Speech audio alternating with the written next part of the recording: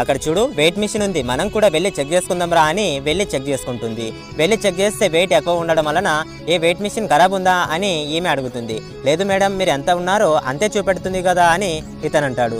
ఏంటి, నా వెయిట్ ఎక్కువ ఉండదని చెప్తావా అని ఆ వెయిట్ మిషన్ ని కింద పడేసి దాన్ని ఇరగొట్టేస్తుంది. ఎందుకు మేడం మా పొట్ట మీద కొడతారు, మీరు వెయిట్ ఎంత ఉన్నారో అంతే చూపెడుతుంది కదా అని ఈయన అంటాడు. ఇరగొట్టినందుకు డబ్బులు ఇవ్వు అని కూడా అడుగుతాడు. కానీ ఈమె మాత్రం ₹1 కూడా ఇవ్వదు. అయినా సరే ఈమె యావి పట్టించుకోకుండా అతన్ని తిడుతూనే ఉంటుంది. అంతలోనే పోలీస్ వచ్చి ఏమైంది అని అడుగుతాడు. ఈమె అంటుంది వెయిట్ మిషన్ మొత్తం ఖరాబ్ ఉంది, మందిని మోసం చేస్తున్నాడు అని ఈమె చెప్తుంది.